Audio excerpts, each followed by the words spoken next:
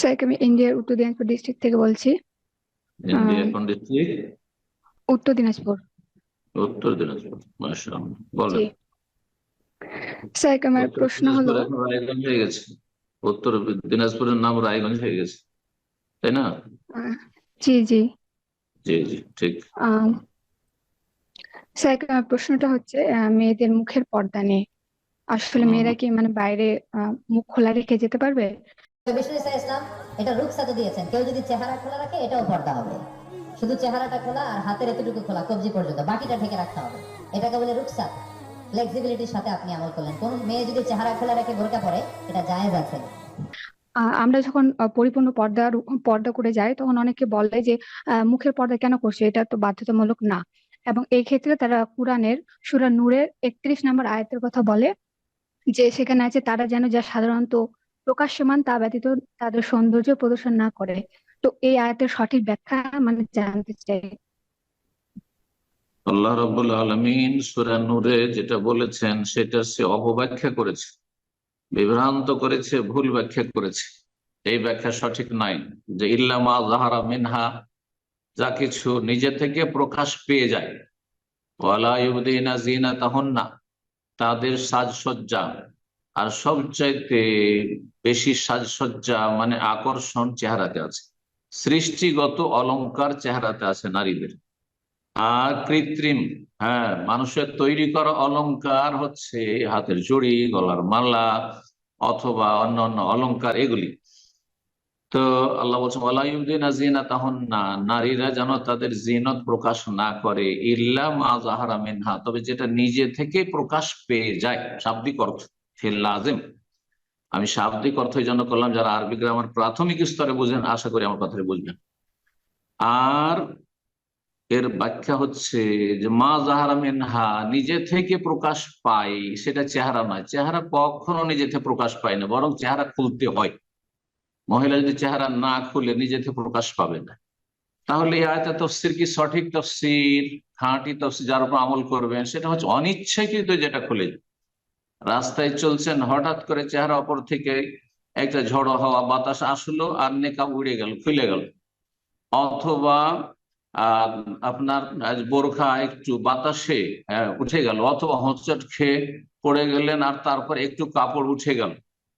এটা হচ্ছে নিজে থেকে যেটা প্রকাশ পেয়ে যায়, নিজে থেকে যেটা প্রকাশ পেয়ে যায়। আর একটি নিজে থেকে প্রকাশ পেয়ে যায় যে ওপরের কাপড়, যতই কাপড় দিয়ে ঢাকেন না কেন ওপরের কাপড়টা সবাই দেখতে পাবে আর বুঝবে এটা মহিলাই যাচ্ছে। তো এই যে বোরখার কাপড়, সেটা কালো হইলে উত্তম, কিন্তু অন্য রঙও যদি থাকে, বেশি আকর্ষণ না থাকে, তো ওপরের কাপড়টা তো সবাই দেখতে পাবে। ঢিলা ঢালা যে কাপড়টা উপর একজন মহিলা পরে আছে, সেটা হচ্ছে মা জাহারা মিনহা, যেটা নিজের থেকে প্রকাশ পেয়ে যায়। চেহারা মোটেই সেটা নয়, বরং চেহারাতে সবচেয়ে বেশি আকর্ষণ আছে। একজন মহিলার হাতের চুড়ি খোলা আছে আর চেহারা খোলা আছে, একজন যুবক বা একজন পরপুরুষ তার কোন দিকে তাকাবে? তার মুখের দিকে, চেহারার দিকে তাকাবে, না তার হাতে চুড়ি দেখবে? কখনো তার হাতে চুড়ি আগে দেখবে না, আগে দেখবে তার চেহারা যে দেখতে কেমন। বোঝা গেছে না আকর্ষণ আসলে এখানে? চার চোখে ফেতনা আছে, চুড়িতে অত ফেতনা নেই। হ্যাঁ, যত ফেতনা চার চোখ একসাথে হইলে আছে। সুতরাং চেহারা খুলে চলাফেরা করা মোটেই জায়েজ নয়, নিষিদ্ধ। কোরআন দ্বারা প্রমাণিত এবং সাহাবিয়াতদের আমল দ্বারা প্রমাণিত। সূরা আহজাবে আল্লাহ বলছেন ইউদনিনা আলাইহিন্না মিন জালাবিবিহিন্না, হে নবী, তুমি তোমার বিবিদেরকে আর মুমিনদের বিবিদেরকে বলে দাও কি, যে ইউদনিনা আলাইহিন্না মিন জালাবিবিহিন্না, তারা যেন তাদের লম্বা চাদর মুখমণ্ডলের মাথা থেকে ঝুলিয়ে নেই, ঝুলিয়ে নেই। যাতে কি হবে, তাদেরকে কেউ কষ্ট দেবে না, উত্ত্যক্ত করবে না। চেহারা ঢাকা মহিলাদেরকে সাধারণত কেউ উত্ত্যক্ত করার সাহস পাবে না। আর চেহারা যদি খোলা, তো বোরখা পরা আছে, একবারে সুন্দর বোরখা পরা আছে, মাথা ঢাকা আছে, সব ঢাকা আছে, চুল ঢাকা আছে, কিন্তু চেহারা খোলা আছে, তো যে কোনো পুরুষ তার সাথে কথা বলা সাহস করে নেবে, কথা বলা সাহস করবে। কিন্তু চেহারা ঢাকা থাকলে কখনো সাহস করবে না, বাইরে রাস্তাঘাটে, বাসে, ট্রেনে কথা বলা সাহস করবে না, যতক্ষণ সেই মহিলা কথা না বলবে। তো এই বিষয়টি ভালো করে বোঝার চেষ্টা করতে হবে। আর এই আয়াতের তফসিরে বলছেন যে যখন আয়াত নাযিলুদ্দিন আলাইহিন্না মিন জালাবিবিহিন, তারা যেন লম্বা চাদর ঝুলিয়ে নেয়, দিয়ে চেহারা ঢাকে, এর উপর আমল করেছেন সাহাবিয়াতগণ। বলছেন যে ইউবদিন আইনান ওয়াহিদা, সাহাবিয়াতগণ তখন রাস্তায় চলতেন একটা চোখ খুলে, এমন ভাবে ঘোমটা টানতেন যেমন আমাদের দাদি নানিদের যে বড় লম্বা চাদর থাকতো, আর এমন করে ঘোমটা টানতো, অনেক হিন্দু মহিলারাও আগে দেখেছি করতো, আর কাঁথিয়ে চলতো, একটা চোখ খোলা থাকে, একটা চোখ খুলে তারা চলাফেরা করতো। তখনকার কাপড় ছিল মোটা কাপড়, এত পাতলা ছিল না যে সামনে নেকাব লাগাবে দেখবে, এত ব্যবস্থাও ছিল না। সুতরাং একটি চোখ খুলে সাহাবিয়াতগণ চলতেন। যদি চেহারা খোলা জায়েজ হতো বা শরীয়তের বিধান হতো, তাহলে সাহাবিয়াতগণ কেন এভাবে চলবেন? বোঝা গেছে সূরা আহজাবের আয়াত এবং সূরা নূরের আয়াতের কথা বললাম। সুতরাং কারো বিভ্রান্তিতে যাবেন না।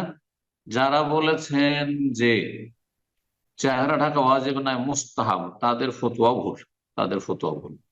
কারণ মুস্তাহাব বলে আপনি হালকা করে দিবেন আর তারপরে নারীদেরকে ফিতনায় ফেলবেন, যুবকদেরকে ফিতনায় ফেলবেন, তো চলতেই থাকবে। চেহারা খোলা থাকলে আর কি বাকি থাকে? চেহারা যদি খোলা থাকে তো নারীদের আকর্ষণ ক্ষেত্রে আর কি বহাল থাকে? একটা মেয়েকে দেখতে গিয়ে যখন বিয়ে করার জন্য দেখতে যায়, আসল দেখে চেহারাটা, সেটা দেখলেই ব্যাস যথেষ্ট। এই নয় যে আমি তার শরীরের অন্য অঙ্গ প্রত্যঙ্গ দেখবো, চুল দেখবো, চুল যদি ছোট হয়, একটু অত লম্বা না হয়, চেহারা যদি সুন্দর হয় তবু বিয়ে করবেন, এটা কেউ পারে না। যার ফলে যারা বিভ্রান্ত করেছে আল্লাহ তাদেরকে হেদায়েত দান করবে। জি। এবং যারা ভুল ফতোয়া দিয়েছে তারা বেঁচে থাকলে আল্লাহ সংশোধনের তৌফিক দান করবে। সঠিক মত হচ্ছে, বলিষ্ঠ মত হচ্ছে, কোরআন সুন্নাহ দ্বারা প্রমাণিত হচ্ছে যে চেহারা ঢাকা মুসলিম রমণী সাবালিকার জন্য ওয়াজিব, ফরজ। হেজাব আল্লাহ ফরজ করেছেন, এর নাম হচ্ছে হেজাব। জি, বারাকাল্লাহ ফিক।